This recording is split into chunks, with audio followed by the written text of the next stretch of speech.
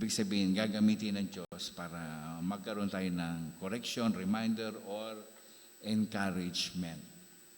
Okay? So, tawagin natin si Brother Joyner.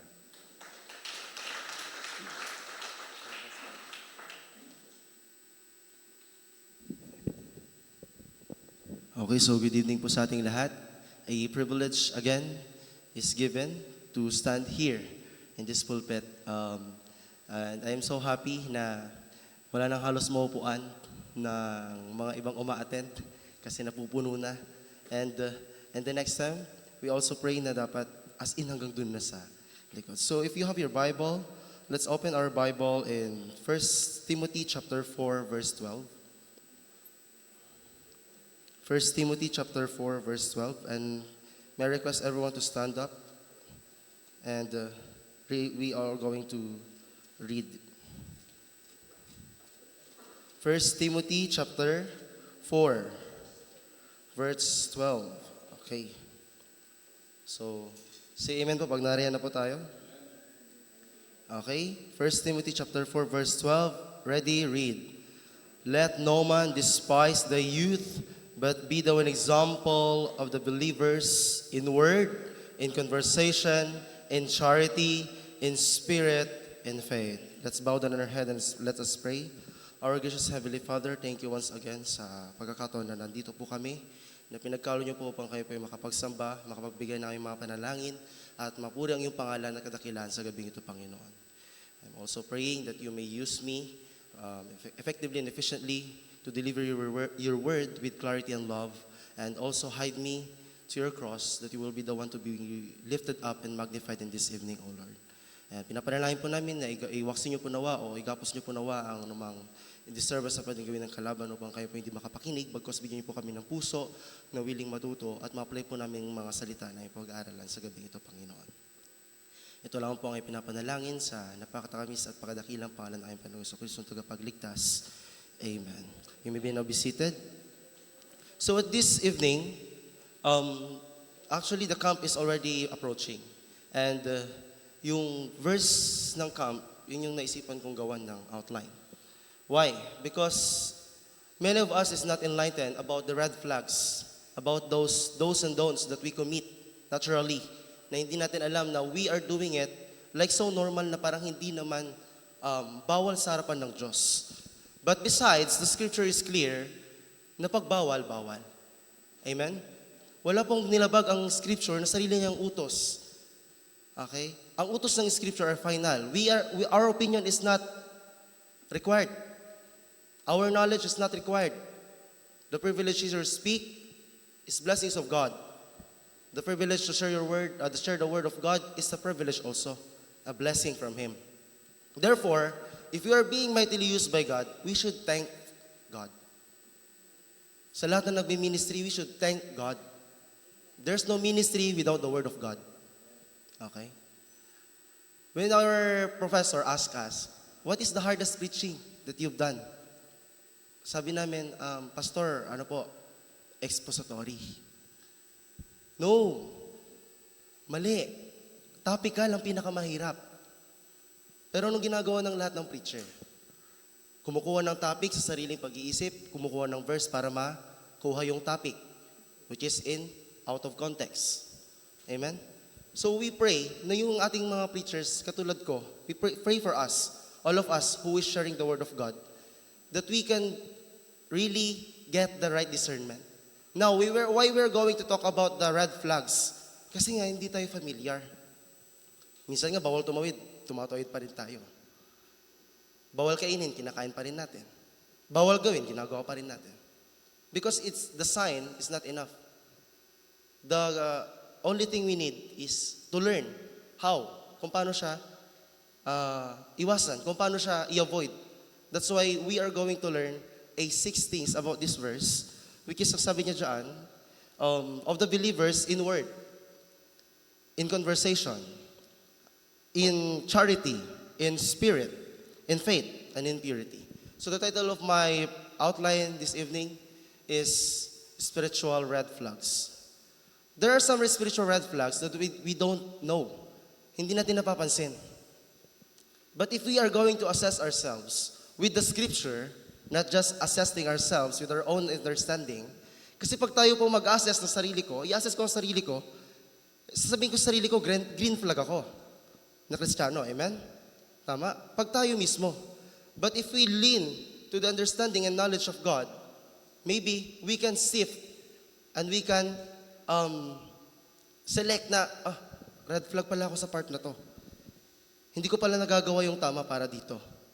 Our knowledge is not enough to interpret how God is wonderful. Amen. Okay? So the text, yan. Okay? So next po. Ayan. So, in this book, let me read the introduction first and the background.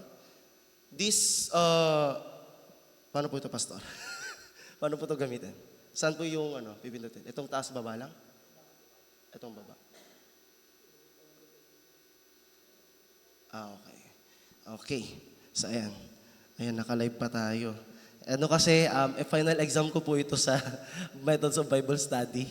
Sabi niya, mag-preach kayo kung ma-apply niyo yung natutunan niyo sa amin. And, ayan. So, when Paul writes the letter to Timothy, okay, a young leader in faith, his words provide a guidance and comfort how to have a Christ-centered life. Okay, this passage of the Bible was written by Paul.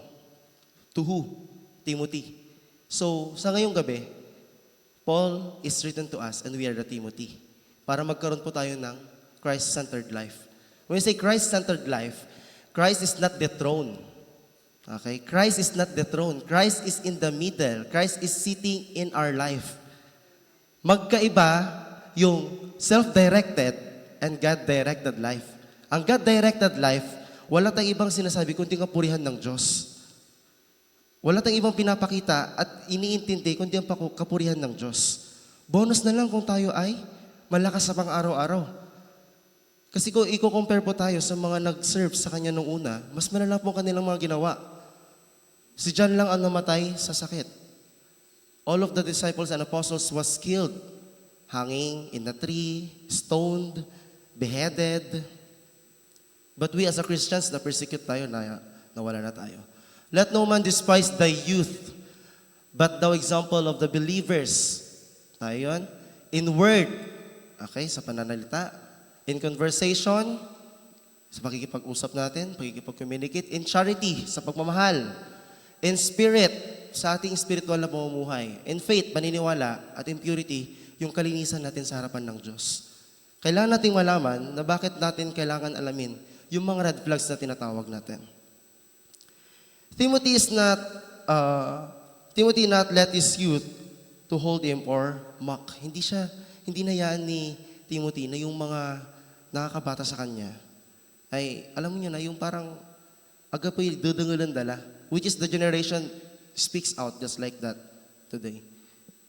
Ang mga generation ngayon, pag mapagsasabihan po natin, kasama na po ako doon, kasama po ako sa new generation. Napagsabihan, wala na. Okay, red flag po yun. Kasi kung nirebuke ka ng godly, friendly mo, tanggapin mo yun kasi blessing yun sa buhay mo. Hindi yun sumpa. Kung tinatanggap mong sumpa yun, check natin ang sarili natin. Baka hindi na talaga tayo naka-align sa Diyos. Okay? Kasi kung rebuke na may pagmamahal, iba naman yung rebuke na mayroong pampamahiya. Iba yung rebuke na may pamamahiya sa may pagmamahal. Yung may pagmamahal, mararamdaman mo. Nandyan siya. Ay, okay. Kailangan ko to. Thank you, bro. Thank you, sister. Okay. But Paul's advice also points to potential dangers that this area or spiritual red flags that can harm our spiritual growth. Mayroong mga spiritual area na kailangan nating tignan na baka andun yung red flag na pwede makapag-harm sa atin, sa ating spiritual growth. Bago po ako magpunta ng di ba, ang na-preach ko po is about spiritual growth. Na ang halaman, natural, pag diniligan mo yan, alagaan, lalago sila. Pero ang Kristiyano, kailangan nating mag-decide sa sarili nating choice kung tayo ba ilalago sa pananampalataya o hindi. It's our choice. Now, in this evening, it's our also choice if we are going to discern or to check what is our red flags in our life. Sabi po ni Charles Spurgeon, describe that Christian life is, sabi niya, living as a Christian is like a climbing on a icy hill. Yung may snow, di ba madulas po yun? Okay? Ganun po ang buhay Kristiyano. Walang madali. Pag aakyat ka, kunti akyat mo lang, bababa ka ulit. Kasi ganun po ang process. Kasi ang kalaban, ayaw niya nambahan tayo, matuto tayo, mag-urge tayo, magkaroon tayo ng sariling oras para sa Panginoon. You can't just slide upward to have your work on every step. It takes steady effort and firm faith to keep but slipping backward is easy and dangerous. Mahirap yung paakyat. Mahirap yung paakyat patungo sa pagiging mature. Pero madali yung pagbagsak. Kasi nga madulas. Kaya careful po tayo mga kapatid ko sa mananampalataya. I'm also careful. Kasi sabi nga ng isang professor namin, not all of you here in this Bible school are truly cold. Yung iba sa inyo nilalamig lang, napunta ng Bethany. Kasi sinasabi nila, kung cold ka o tinawag ka, hindi ka magrereklamo sa professor mo, hindi ka magrereklamo sa pinapagawa sa'yo, hindi ka magrereklamo sa mga surot na kumakain sa'yo kada gabi. Hindi ka magrereklamo. Okay, ako lang hindi sinusurot doon. Hindi ko alam. Baka agda nakakatsu balat ko ta, makukuna lante. Okay? This challenge will help us to look at these 6 areas of lives to recognize the spiritual red flags and apply God's word to overcome them. The only answer and thing that we can do to aid this spiritual red flag is God's word, not our own ability. If dumidepende lang tayo sa sarili natin, we cannot. We are nothing without Jesus Christ. I am nothing. All of the preachers here is nothing without Jesus Christ. Hindi po ganoon kadali gumawa ng outline. Kung gumagawa po talaga tayo ng outline. Kasi sabi nga nung professor namin, hindi, topic ka lang mahirap. Kung honest na preacher ka. Kung honest tayo na preacher. Topic ka lang pinakamahirap. Kasi we need to look a verse, nagagawan natin ng topic. Hindi hahanap ng topic, nahahanapan ng verse. Magiging message ko na yun pag gano'n na nangyari. Okay, so number one, red flag, compromise speech or word. Ito yung mahilig tayong gumaya sa kanong pananalita ng mundo. Okay? Mahilig tayo, Kristiyano tayo, pero bakit po tayo nakikigaya sa salita ng mundo? Bakit po natin sinasabi na this word is gonna help me? No. This word will lead you to eternal damnation that we don't know. Akala natin normal lang yung mga salitang yun. Ang mga salitang yan, may meaning po yan. We are not dictionary to say, oh, ito yung meaning yan, maganda meaning yan. Okay? Hindi po. When God says that His word must be preserved and final and holy, it is holy. Yung mga natututunan po natin salita ngayon, ano ba yung mga yun? Wala, di ba? Di natin kaya sabihin. Kasi nga, hindi nga katanggap-tanggap sa Panginoon. I myself, I'm guilty. Kasi pag nasa labas na po kami ng Bethany, pag kumakain, hindi maiwas na magbiruan. Ayan. Siyempre, biruan lang luro yan ba? May mga masasabi kang term na hindi naman makakristyano. Hindi nga lang kami nagmumura kasi bawal. At alam naman nating bawal talaga. Okay? Sabi niya dyan, be the example of the believers in word. We should be an examples to those lost souls in our words. The way we speak, the way we act, the way we show our knowledge, our mind to them. The word what we express. Dapat ganun po dapat. Sabi niya nga sa Matthew chapter 12 and 34, pwede niyo pong hanapin sa Biblia niyo yan. Hanapin niyo po natin kung may Bible po kayong dala. Matthew 12:34, sabi niya dito, O generation of vipers, how can you being evil speak of good things? For out of the abundance of the heart, the mouth speaketh. Kung anong nilalaman ng puso natin, yun yung nilalabas ng buhanga natin. Therefore, kung yung puso natin na hindi naka-align sa Diyos, anong ilalabas ng buhanga natin? Ganon din, yung hindi naka-align para sa Diyos. So dapat malaman po natin, mga kapatid, na sa gabing ito, dapat sa ating pananalita pa lang, sa ating mga sinasalita, ay andun na dapat yung kalinawan ng salita ng Diyos sa ating buhay. Na makikita sa atin na, ay, ito napaka-godly. Ang pagiging godly, hindi naman po natin kailangang i-execute. Makikita po yan kung talagang ginagawa natin. James 3:11. Ano sabi sa James 3:11? That a fountain sent forth at the same place sweet water and bitter. Ito po yung example na yung dirty water cannot produce a clean water. Once a dirty water, may dirty water, like madumi talaga, like kanal, o tay kanal sirin na inom sudanom tuman, ande. Ganon din po tayong mga Kristiyano. Kung madumi po, yung pinagmumulan ng salita na ating sinasalita, hindi po yun pwedeng maging malinis kahit anong gawin po natin. Only God can purify us in His own process, not our own knowledge. Minsan nag-ano po tayo, kaya ko naman eh. Hindi. Okay? Bakit? Sabi pa nga nung, isasabi nung nagmi-ministry po tayo tapos hindi natin sinasabi na humingi tayo ng guidance sa Holy Spirit, Holy Ghost. Be filled with the Holy Ghost. Gumaganon yung mga professor namin. Kasi, sinasabi nila, mag-exam kayo, hindi kayo nagpipray. Nababanggit, integrity. Okay? The words we speak is the condition of our hearts. A spiritual red flag arises when your speech is filled with gossip, lies, harshness, or words that dishonor God. As believers, our words should edify, encourage, and glorify Christ. Magpapalakas, magmo-motivate, at mag-glorify yung Panginoon. Yun po dapat yung sinasalita natin. Okay? Madami po mga salita ngayon sa internet na hindi kaaya-aya. Minsan mga Kristiyano nababanggit po natin. Sabi nga po ni Pastor Adrian Rogers, your words are reflection of your heart. If your heart is right with God, your words will be right as well. Kung ang salita ay yung puso po natin ay tama at nasa Diyos, yung mga sasabihin din po natin tama at ayon sa Diyos. Hindi po natin masasabi yung mga bagay na yun na napaka-harsh, na nakakapanakit ng ibang tao. Even we are a sinner in nature. But we can avoid that. Guard your tongue. Sabi nga po sa Psalms, hindi ko inalagay ko. 141 verse 3. Okay, 141 verse 3, Psalms. Yung mga may Bible, mag-open po tayo ng Bible. Yung mga wala, bumili po tayo ng Bible natin. Ayan, 141 verse 3. Ano sabi? Set a watch, O Lord, before my mouth. Keep the door of my lips. Ito yun yung pag nagsasalita tayo, dapat iisipin natin. I am guilty of this kasi malabirak eh. Sobrang labir eh. Okay? Sobrang labir ko, minsan hindi ko din nakokontrol. Pero ito yun. Sabi niya dito, set a watch, O Lord, before my mouth. Keep the door of my lips. When our mouth and lips is guarded by God, we cannot say ungodly thoughts and words. Sabi pa niya sa Colossians 4:6. Okay, Colossians 4:6.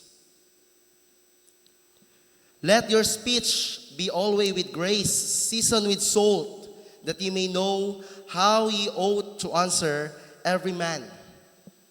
Hindi lang dapat may galang, may pagmamahal. Andun din dapat yung integrity pag nagsasalita. Kumbaga, persuasive, makatotoo.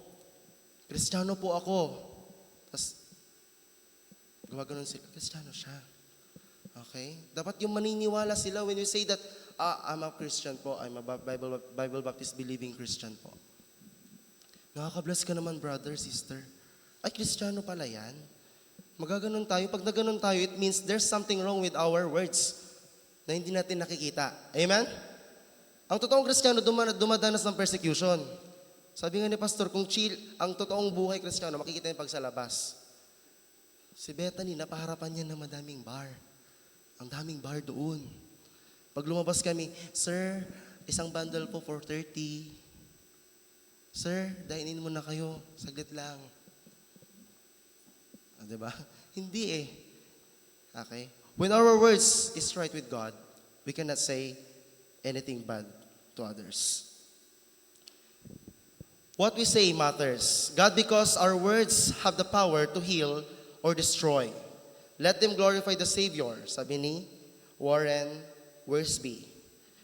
Before speaking, ask, do this glorify God? Will it edify others? Makakatulong kaya ako sa iba pag sinabi ko to? Mapupurihan ko para kaya ang Diyos kung pag sinabi ko to. Isipin po natin, ang spiritual flag, number 1, compromise word. Be the example of the believers in word. Number 2, red flags number 2, or red flag number 2, hypocritical living, conversation. Iba yung word, salita. Ito naman, conversation naman po ito. Okay? Sabi po niya, the term conversation in the KJV refers to the one's lifestyle or conduct. Ito po yung isinasabuhay ng isang tao. A spiritual red flag appears when a believer's action contradict their profession of faith. Ito yung sinasabi nating mananampalataya tayo, pero sa ating pag-ipag-usap, hindi nakikita na mananampalataya tayo. Pag nagtanong sila, sino po yung mga mananampalataya dito? Hindi nila alam na mananampalataya ka. 4 years ka na sa school nyo. Graduating ka na lang, nung nalaman nilang Baptist ka. Bakit? The way of our conversation is not aligned to God. Sabi po ni John MacArthur, the word is watching how we live. Our lives must reflect on what we preach. If this church is preaching about involvement, we should involve. Amen? Kahit mahirap mag-involve, hindi po tayo fit sa schedule ng bawat isa. Yung iba po, sinasakripisyo yung trabaho para makapag-involve. Yung iba, hindi na po talaga kumukuha ng appointment. Kahit pagkakakitaan ng pera yun, basta mag-involve. Gaya nga po ng mga apostol, iniwan po nila yung kanilang nets, sumama po sila kay Jesus Christ. Ganon din po dapat tayo. Iwan po natin yung ating mga nets at sama din po tayo kay Jesus Christ. Kasi pag sumama po tayo kay Jesus Christ, lahat po ng bagay ibibigay niya para sa atin. Ngayon, kung hindi mo maiwan yung nets na yan, dahil mahal, binili mo sa Save More, kung saan mo binili yan, hindi tayo mapagkakalooban ng blessing.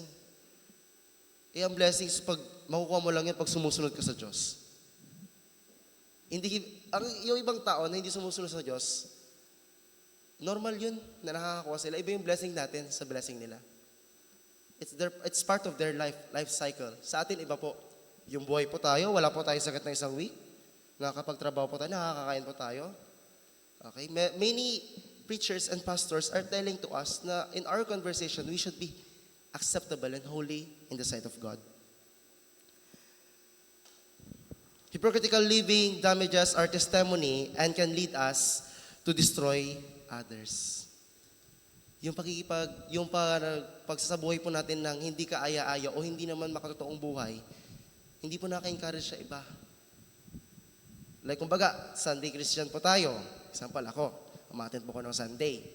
Tapos Monday, wala po akong pasok, pupunta po ako sa bar. Pwede po ba yon? Hindi. Diba? We cannot serve mammon, 2 masters. You will hate the one or despise the other. Okay? You cannot serve God and mammon, sabi nga niya sa Biblia.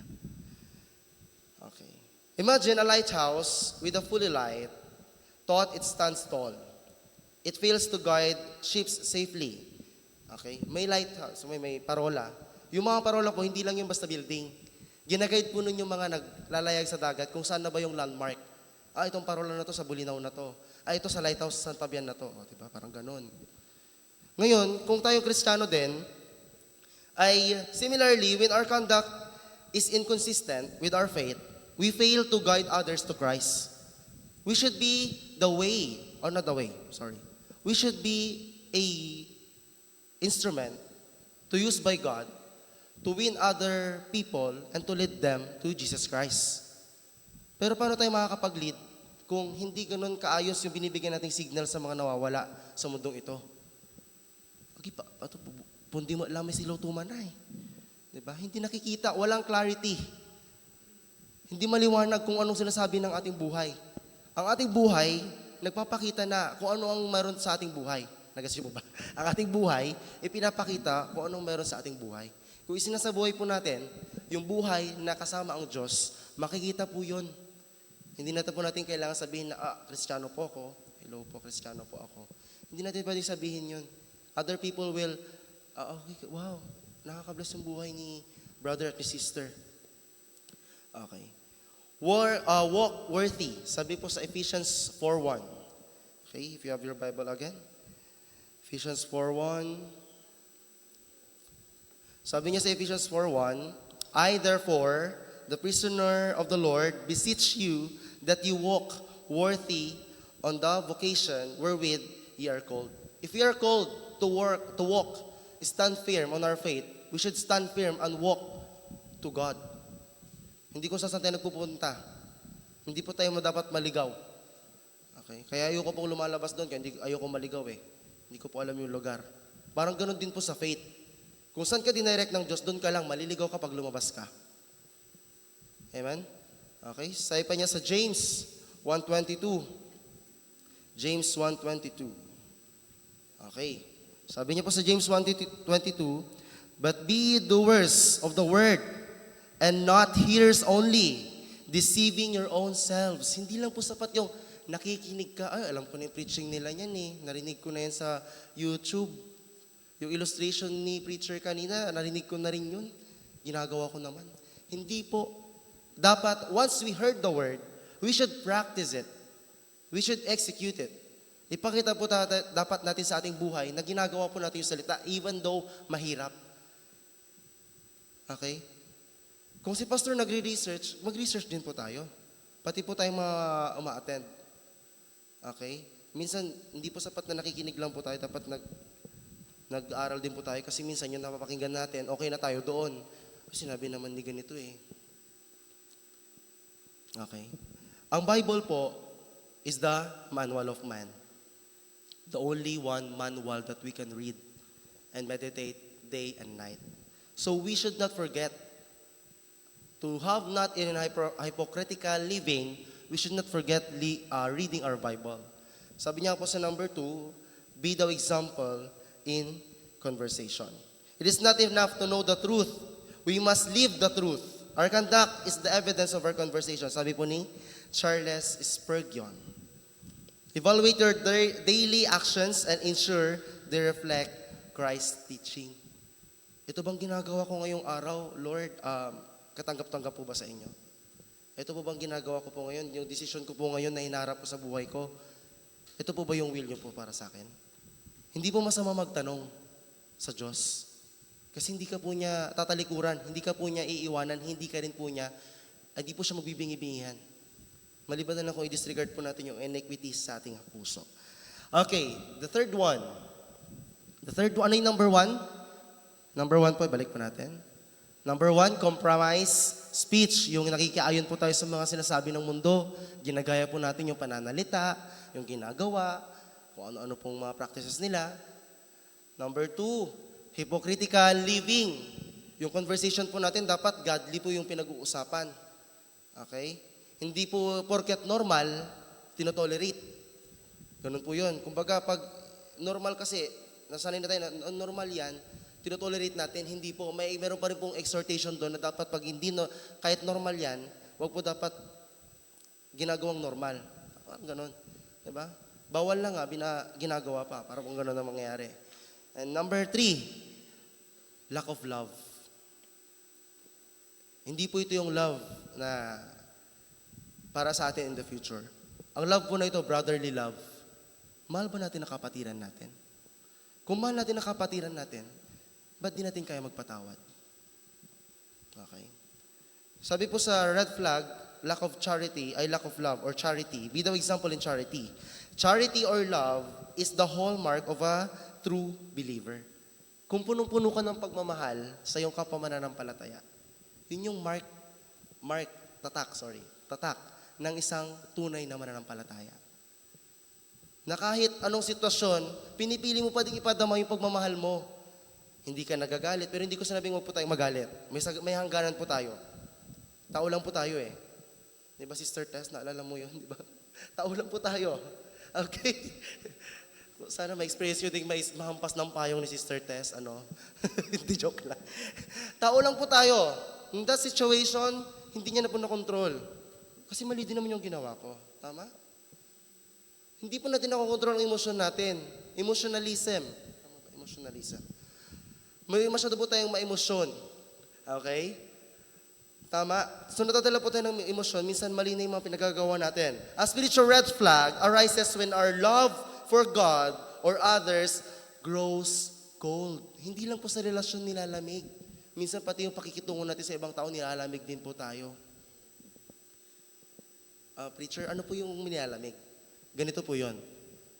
May fellowship, isang gathering, meron tayong tinatawag na parang yung magkakamayan, magkakamustahan.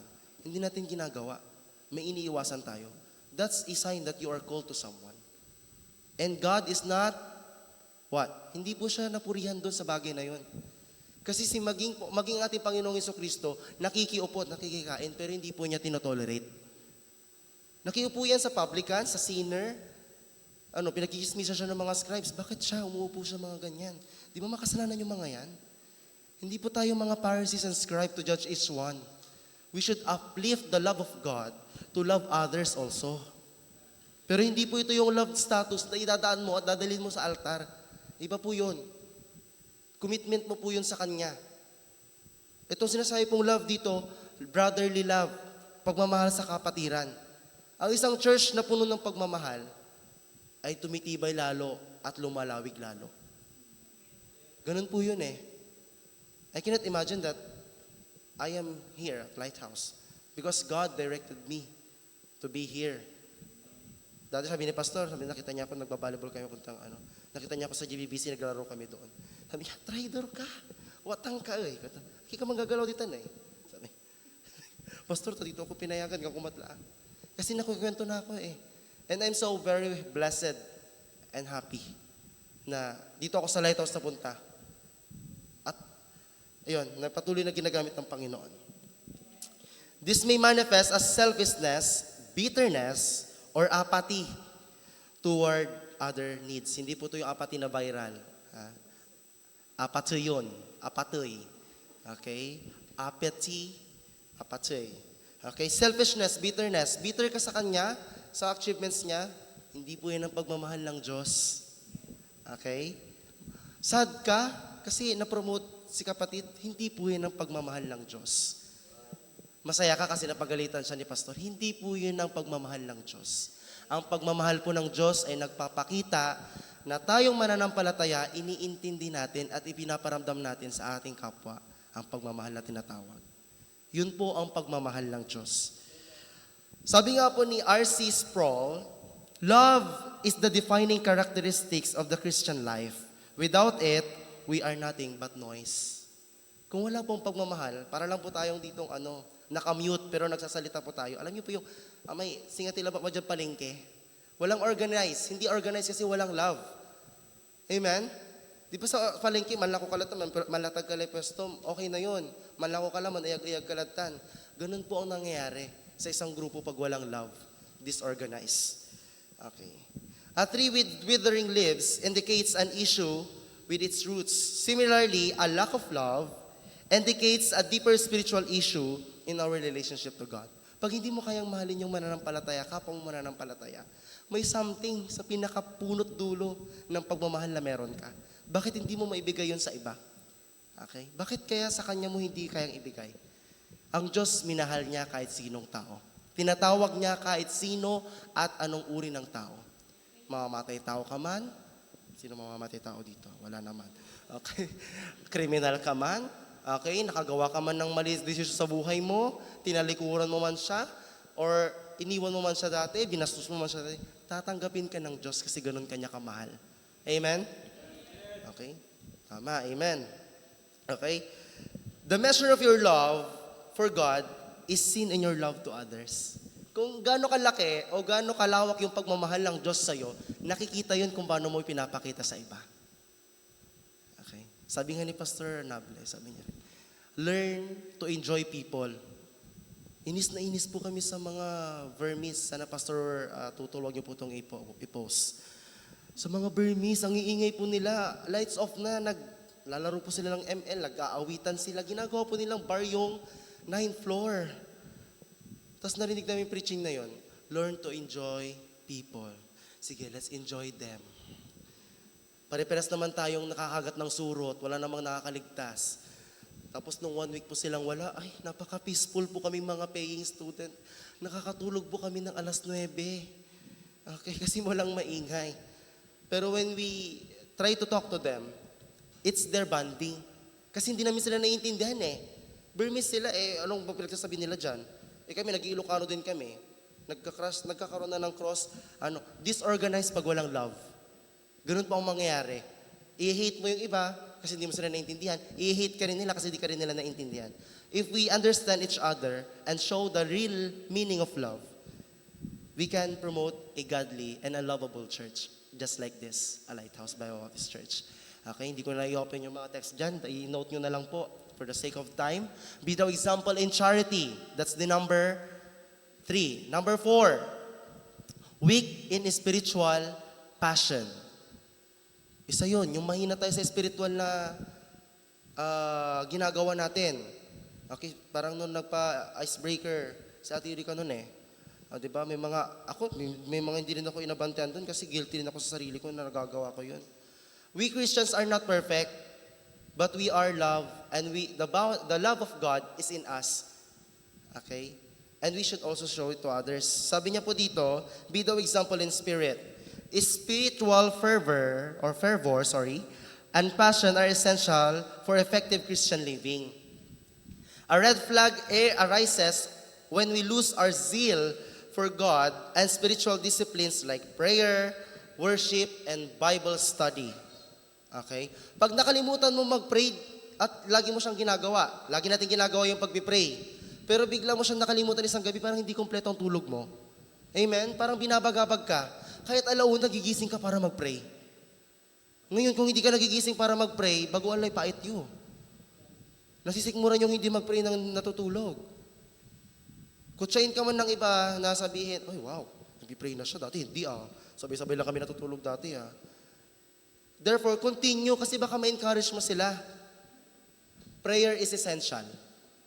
Without prayer, we cannot survive in this world. Without prayer, we cannot do our ministry, our things to do, we cannot win souls to Jesus Christ. Everything that we do for Christ is nothing without prayer. This preaching is nothing without prayer. Hindi mo siya pwedeng gawin na, ito yung gusto kong sabihin sa kongregasyon kasi nandun si Kwan. Hindi. You are not going to use this pulpit for your own sake. Use it for the sake of God. Amen? Hindi ko pa ito pwedeng gamitin na pinapatamaan ko po si ganito. Hindi. The design of God is to us to teach and to show the knowledge and love to other people for them to be able to be encouraged. Kung malakas ka, at mahina siya, palakasin mo siya. Huwag mo siyang kutyain. Kung mahina ka at malakas siya, magpatulong ka sa kanya kung paano maging malakas. Ganun po ang disenyo. Huwag po nating, mahina yan, ayoko. Gusto ko yung ka-level ko lang. No. God is giving us a different people for us to be able to learn the things that we need to learn in this life. Sabi nga po ni Leonard Ravenhill, the greatest threat to Christianity is not atheism, but apathy. Ano ba yung apathy na yan? Okay. Hindi po atheism ang threat sa ating Kristiyano, apathy. Ito po yung hindi natin pinabigyang importansya yung kahinaan ng iba. Na dapat i-consider din natin sila. Hindi lang tayo lagi yung self-centered tayo, hindi.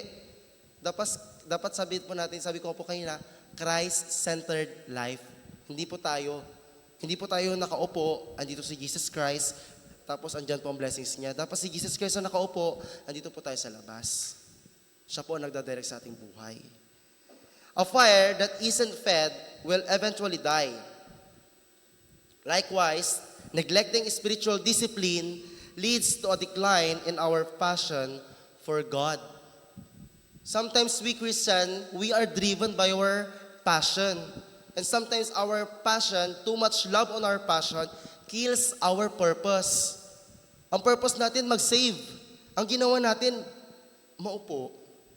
Ang purpose natin, mag-involve. Ang ginawa natin, maupo. Ang purpose natin, ipag-pray yung iba. Ang ginawa natin, magsangguok, matulog. Our purpose sometimes is being neglected because of our wrong passion priorities. Maganda po magkaroon ng healthy lifestyle. Si Samson nga po, nadali ni Delilah. Tayo, ano kaya ang Delilah natin sa ating buhay? Yung trabaho ba natin? Yung kaibigan ba natin? Yung pag-aaral po natin? O yung mga ginagawa po natin na hindi naman nakakaayon sa harapan ng Diyos? Stay connected. Sabi niya po sa John 15:4, emphasizes abiding to Christ to bear fruit. Sabi niya, I am the vine and ye are the branches. Pag hindi ka nakakonect kay Jesus, hindi ka magkakaroon ng bunga. Hindi po yan literal. Hindi po yan literal na puno, ito si Jesus, dito tayo. Hindi. Ang sinasabi niya, you should put your faith and love to Him. To Him alone. Huwag po tayo mag-alanganin kay Jesus. Sigurado po tayo pag kay Jesus po tayo susunod. Amen? Wala pong alanganin pag kay Jesus ka susunod. Hindi ka malulugi, hindi ka mawawala. Siya nga ang manual natin eh. A map to heaven, only Jesus Christ can save you. That's it. Stay connected. Renew your spirit. In Psalms 51:10, ask God to renew your spirit within us. Sabi po ni Jeffrey Bridges, we do not drift into godliness. It takes intentional effort to stay close to the Savior. Hindi po tayo nagdidrift sa ating pananampalataya. Minsan wala po tayong effort para magstay tayo sa faith natin. Hinahayaan lang po natin na gumaganyan tayo pababa. Nakakalimutan po natin na kailangan din po natin mag-exert ng sarili nating gawa. Hindi po yung gawa na sabi natin, Lord, ginawa ko po ito para sa inyo. Hindi po. We should be open our eyes always because the devil is ready to devour any one of us. We should pray for our pastor. He is praying for each one of us here. Siya ang unang inaatake ng kalaban. Therefore, kung hindi po natin siya ipagpipray, paano na lang po niya tayo ipagpipray? At paano na lang po niya tayo papangaralan? Each one reach one, ika nga nung kanta. Okay, that's the number 4. Dedicate time to daily rekindle your relationship to God. Hindi po mahirap magbasa. Napansin ko lang, kasi nag-start po ako I'll be honest, nung napunta ako sa Bethany, saka po ako nag-start magkaroon ng own devotion. Na, as in Bible reading. Kasi may devotion po kami dito eh. Tama po? May devotion po kami dito. Yun yung kinukonsider ko na devotion ko din. Pero nung napunta po ako doon, at before ako magkasakit, I started to reading Genesis. Pero nag-jump po ako sa New Testament. Kasi medyo nakaka-stress ng yung intindihin yung Pentateuch, yung 5 books. Pero may lesson doon, ang daming lesson. Sabi niya, dedicate time daily to rekindle your relationship to God. Kung ang motor ginagasolinahan na araw-araw, magpagasolina din po tayo sa Diyos para umandar po tayo at mag-keep going sa faith. Amen? Yung mga namamasada, yun nga yung iniisip nila, panggas kuya. Katulad na ba makapagasolina at makapanawitak na makapampasada ni. Pasensya na po, Pastor. Pangasinan. Okay, next. Red flag number 5. Doubting God's promises. Yun yung nagda-doubt tayo. Bakit di kayo tinuto? Hindi naman ata totoo. Hindi po ganun ng Diyos. Once He promised to you something that is great and going to be happen in your life, it is real. It is final. It is sure. Sure win ka pag kay Jesus ka, sabi nga ng ibang evangelicals. Pero we do not adopt that. We put ourselves, our life, our own effort to Him alone. Be the example in faith. Faith is the foundation of our walk with God. We cannot walk with God. We cannot walk with God without faith. You cannot say that I have Jesus Christ in my life without faith. You cannot say that I am a servant of Jesus Christ without faith. Sabi nga po sa Hebrews 11:6, kung meron po kayong Bible, basahin na lang po ninyo. A spiritual red flag arises when we begin to doubt God's promises. Okay, succumb to fear or rely on our own understanding. Ito po yung mahirap. Nag-rely tayo sa sarili natin pagkakaintindi. Akala natin, kaya na natin. Akala natin, alam natin. Akala natin, sapat na yung kaalaman natin. Pero hindi. Andyan po ang ating Panginoong Hesus. Para paalalahanan tayo na hindi natin kaya at kailangan natin siya. Amen. Salamat po sa prayers nyo. Sa pag-pray nyo po na ma-survive ko ang Bible School. Noong unang week ko po doon, umiiyak na po ako. Sabi ko, homesick na ako. Gusto ko nang umuwi. Kung malapit lang si Bethany. Kasi iba yung kongregasyon natin dito eh. Sa kongregasyon doon. Masyadong Americanized doon. Wala akong narinig na Tagalog ni Pastor. Dito, makadangala na Pangasinan, natatalusan ko. Pero doon may pamakdo after service. Joke lang. Si Brother Melvin, siya ang nagmamakdo sa akin after service. Sabi niya, bro, nasa aquarium na ako, punta ka na dito. Ako na, pupunta na ako doon agad. Okay. So ayan, wala po si Sister Ledwin. Sabi niya, a spiritual red flag arises when we have our fear to God. Na hindi na po natin, parang natatakot tayo na, parang wala tayong tiwala sa Diyos na, bakit parang di ko kasama ang Diyos sa laban na ito? Kasama mo siya. Iba lang ang tinitignan natin kaya hindi natin nakikita. Kung ang mata mo, sabi nga ni Pastor, nung magdadrive ka, kasi meron yung nagdadrive ako ng pinagdadrive ko siya, bibili kami ng feeds. Ka naman nangigilig. Nanay, adumbo tayo dyan. Totoo po yun. Di ba, Sister Joyce? Di ba? Nung nagkakaroling tayo, muntik na kayo mamatay last year. Yung express van na yun, muntik na kaming hambalusin ng, galit na galit pa sila. Pero mali naman ako doon kasi kahit naka-plaster ako, nakasagbigay na ako ng daan, hindi ko kasi napansin na nandyan na siya. Muntik na ako mapunta sa glory. Okay? Tama. Pero sabi ng Diyos, mayroon ka pang task. Ito pala yung task niya. Tatawagin pala tayo sa ganong calling. Okay, so, ganito. Sabi po ni Alistair Begg, faith is not the absence of doubt, but the means to overcome it. Okay? Yung faith po natin, hindi po yun, ibig sabihin na mawawalan po tayo ng tiwala. Kundi i-overcome po natin yung hindi natin pagtitiwala. Kung nalilito ka, kung magtitiwala ka ba sa Diyos, read our Bible. Kung hindi mo na alam ang gagawin mo, read your Bible and pray. Kung nahihirapan kang pumili at mag-decide para sa buhay mo, read your Bible and pray. Sabi nga nung kanta sa mga bata, read your Bible and pray every day and you grow, grow, grow. Pinapaawit natin pero hindi po natin kayang i-apply. Grow, grow, grow. Pero grow, grow, grow. Alalay ulos, talakdam lang, kapula, ugipla, sangguokla.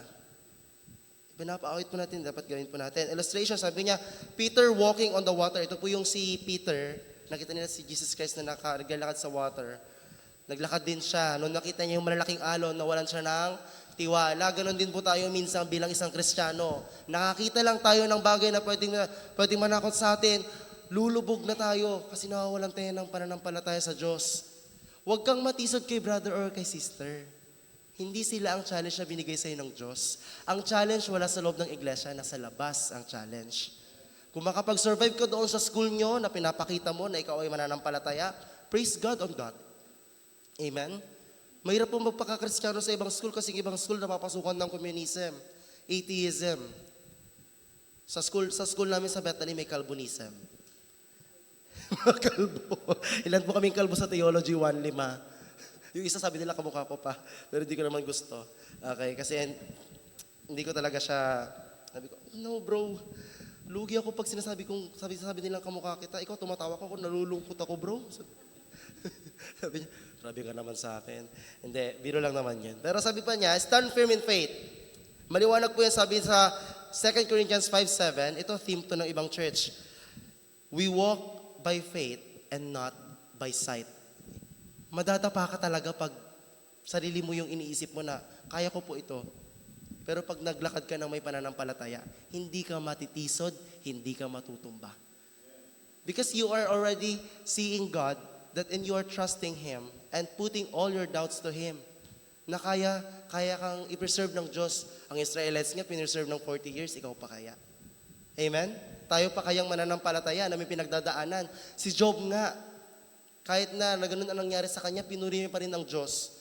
Tayo pa kaya na hindi pa ganun yung nangyari sa ating buhay, wala na tayong tiwala sa Diyos. So be like the Bible characters in the Bible, that they are showing their faith with boldness and trust in God. Trust God fully. Sabi sa yung lead na, trust in the Lord and lead not unto thy own understanding.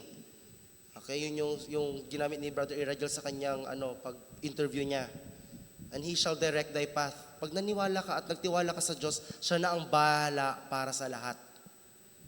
Kumbaga, mag-prepare ka lang ng raw ingredients, siya na ang magluluto para sa iyo. Ganoon po ang Diyos. Gagawin niya ang best, pero hindi niya kailangan ng best natin kasi kahit anong gawin po natin, hindi natin kayang pantayin yung best na nagawa niya. Kaya ba nating mapako sa krus? Kaya ba nating mapako sa krus? Hindi. Matusok nga lang ng karayom, masakat na eh. Okay? Sorry. Sabi po sa God's promises are sure because His character is unchanging. When we doubt, we just remind ourselves to who He is. Pag hindi ka nagtitiwala sa Kanya, minsan nare-remind ka, ang Diyos pala sa buhay ko ganito. Ganito po ang Diyos sa buhay ko. Binago niya ako. Okay, kasi nung pagpunta ko doon, sabi nung isa, bro, may katulad kang testimony, si Pastor Lorimers. Ayun, mas malala yun kasi nagpa-trans talaga siya. Nagpagawa talaga siya ng parts niya. And then, talagang nakisali siya sa international pageant, Miss Gay in the Philippines. At sabi niya nung nag-preach siya, ito yung mga picture ko dati. Sabi, huwag niyo sabihin maganda yan, ha? Gumaganon siya. Pero patay na po siya kasi nga, kinain na ng gamot yung kanyang katawan. Hindi na naagapan. Kasi late na eh. Wala nang cell na pwedeng mai-survive. Ang mga pills po kasi, kakainin niya yung men's cell na magpapatibay ng katawan. Therefore, yung cell na yan, pag wala na yan, at hindi mo na pagpatuloy, mamamatay ka. Kahit gusto mo mag-survive. Nagkaroon naman siya ng anak, na ibalik naman, pero yun nga, namatay si Pastor Lorimers. Meron siyang testimony sa Facebook, if you could watch. Memorize and meditate on God's Word to have His promises and to strengthen your faith. Memorize and meditate. Si Pastor nga, hindi pa niya binabalik yung memorization and recitation. Kasi mababawasan po kami yung mga natutulog dito pag bumalik po yun. Mauubos po kami. Mag-iisahan pong uuwi ang lahat. Kasi nung ibagan ng pastor, i-recite mo sa Psalms 91. Kamu naman, ungas kali alalarom. Pati may agaman may memorize, kinakabahan. Si Kuya JC, hanggang agaman may memorize tan. Kakanto. Diba? Hindi po parusa yung pag-memorize ng salita ng Diyos. Thankful po ako sa aking pastor talaga. Kasi yung mga tinuro niya sa discipleship, napag-aaralan ko sa mga different subject. Kasi nababanggit nila doon eh. Pati yung Baptist distinctives. We are called to be separatists. Hindi tayo nakikiayon. Yun yung number 1 eh. Dapat di tayo nakiki-go along. Kasi separatist tayo. Dapat, tayo. Iba naman yung sprikititis. Di ba, Kuya Jesse? Iba naman yun. Yung ganun. Iba yun. Okay? Pero si Kuya Jesse, nabibless po kami sa buhay niya. No? Kahit ganyan, si Kuya Jesse, nagpapatuloy po yan mag-serve. Sinasamahan niya si Daddy, nagagawa ng yelo sa amin, siya nagagawa ng yelo. Minsan galit na yan, magganon-ganon sa ref. Pero siya ang gumagawa. May mga ministry po siya, nagwawalis, naglilinis, ano pa ba? Naglilinis, basta madami. Kuya Jesse is life. Pag wala siya, hindi ka tatawa. Tahimik ang bahay pag wala siya. Okay? Pero when we don't remove our trust in God, our life is going to be more happier. Pag sa Diyos ka nagtiwala, mas masaya ang buhay mo. Opo, masasaya po ang buhay mo. Hindi po ako nagsisisi na naging Baptist po ako. Hindi po ako nagsisisi na na-save po ako. Hindi po ako nagsisisi na nakilala ko si Brother June, si Brother Rex, na hindi kwaturan ko talaga, yung tagayan ko ikirap, akaunta na kayo, masisulwi ni si kato. Labay ko lang nasumpal talaga, tamakakabali bola la. Sabi ko, di ba in English pa kita nun bro? In English ko si Brother Rex dati. Tapos nung na-realize ko na mali yung ginawa ko, sorry na lang ako sa kanya in person. Sabi niya, okay lang naman. Pero when you put your trust in God, 100%, your life will be happier. Okay, that's the number 5. And the last one, impurity. Purity. Be the example in purity. Purity encompasses moral, mental, spiritual integrity. A red flag arises when our thoughts, intentions, or actions are impure. Impurity leads to spiritual decay and separates us from God. Yung spiritual decay po, hindi buhay ka pa man, naagnas na yung kaluluwa mo. Dahil sa pag-impurity mo. Yung ibig sabihin po ng impurity dyan, yung purity, sinless. Sino po ba yung character at yung importanteng pangalan na nabanggit sa Bible na sinless? Only Jesus Christ. He is the man who is not sinful just like us. Hindi niya po deserve na mapako sa krus. Pero yun po ang nasa scripture. Ang reason kung bakit si Barabbas ang pinili ng tao, kasi it illustrates that Barabbas is us. is you and me. And we are wanting our own freedom. And Jesus Christ sacrificed for us. Ikaw si Barabas, ako si Barabas, lahat tayo Barabas. Makasalanan tayo, deserve nating mapako, deserve ko rin may pako sa krus. Pero Jesus Christ paid it all.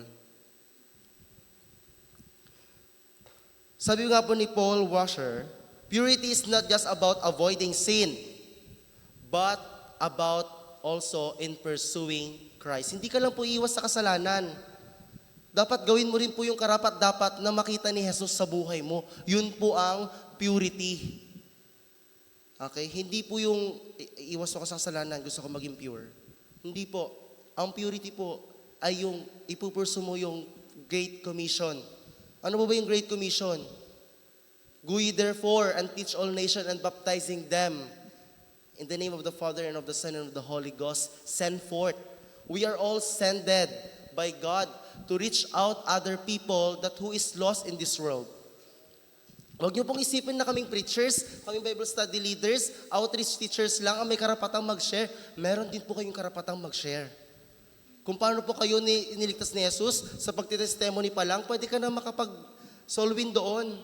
Kasi makikita po nila na ikaw inamin mo sa sarili mo na makasalanan ka, na may namatay para sa iyo, na binayaran ni Jesus ang iyong buhay sa pamamagitan ng kanyang dugo, pati ang iyong mga kasalanan, at tinanggap mo at ikinonfess mo pinroclaim mo na si Jesus ay iyong Panginoon at tagapagligtas, yun pwede ka na makapagsolwin through your testimony. So we should not be ashamed. We should be pure in our thoughts, in our mindset. If there's a teaching of the Word of God, our mind also will be pure also dapat. Dapat pure din yan. Okay? Pag may nagtatanong sa amin yung prof namin, what is this? In this kind of scripture, explain. Pag wala kami naisagot, sabi niya, nga. Hindi kasi kayo nakikinig. Iniisip kasi namin yung bell. Gutom na kasi kami. Yung last period kasi namin ng Friday, 9 to 1:20. Okay. Patuyan. Pero nagpapatinapay naman si Doc. Nagpapatinapay naman siya. Pero amalanti patuyan. Pero grabe siya magturo. Very promising. A white garment is stained with mud loses its beauty. Similarly, impurity mars our testimony and fellowship with God. If Kristiyano tayo, pinapractice natin yung God's Word, we are doing the right thing in the sight of God, and we commit one mistake, all of our testimony will be banished. First impression, last. Pag Kristiyano ka, at may na-meet kang unbeliever, at nakita nilang may mali kang ginagawa, at nakita ka nila sa church, ano sasabihin? Ayun yung nakita ko doon, nagda-drop ball siya. Binigyan niya ako ng 40 eh. Diba? Hindi yun tama. Ayan yung nakita ko doon sa nagbumura siya. Kristiyano pala siya. First impressions last. Pero the most important impression that we should have and we should hear, yung sasabihin ng Diyos sa'yo, well done, thou good and faithful servant. Sana wala pong maiwan sa pagdating ng rapture. Nakakabahala po yung may maiiwan. Magpipreach kayo dito pag maiiwan. Diba? Hindi naman po natin gusto yung matatakan tayo ng, yung tinatawag doon, 666.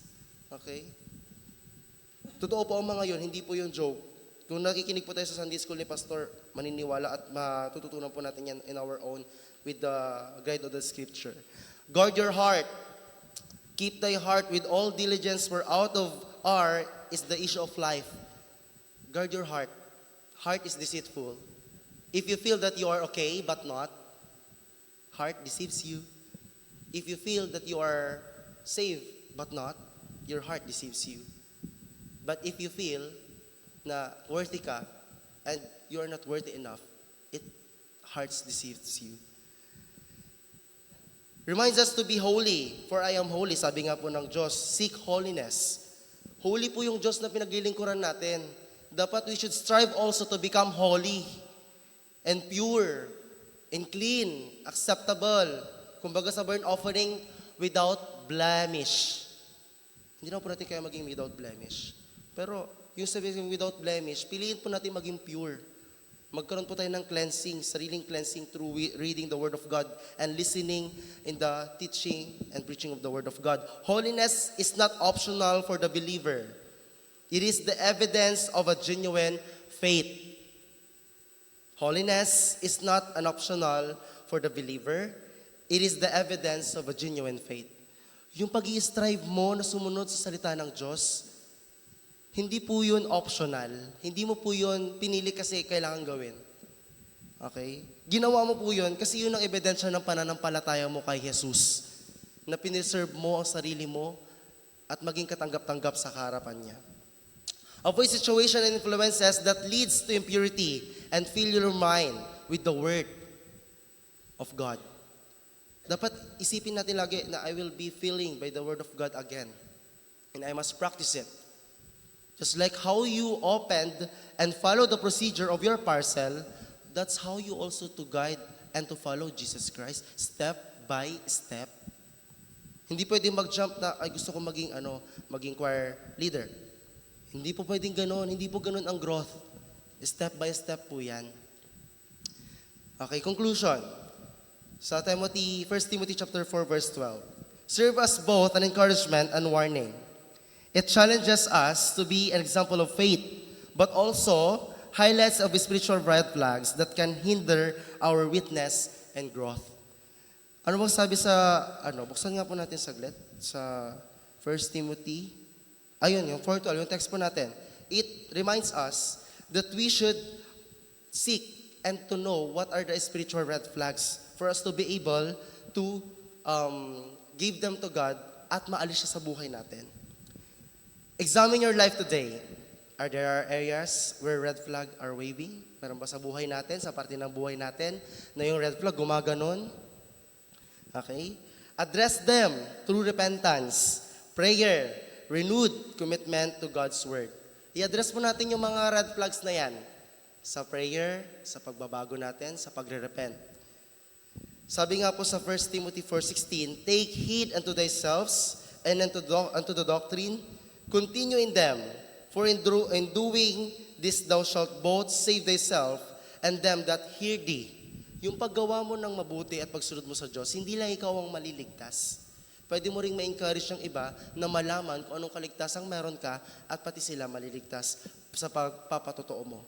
Sabi nga po dito, let us strive to live as examples of Christ, avoiding spiritual red flags and aspiring others to follow Him faithfully. Ayan. Let no man despise thy youth, but be thou an example of the believers in word, in conversation, in charity, in spirit, in faith, in purity. You can survive in this world if you put and surrender your whole life to God. Thank you very much, po.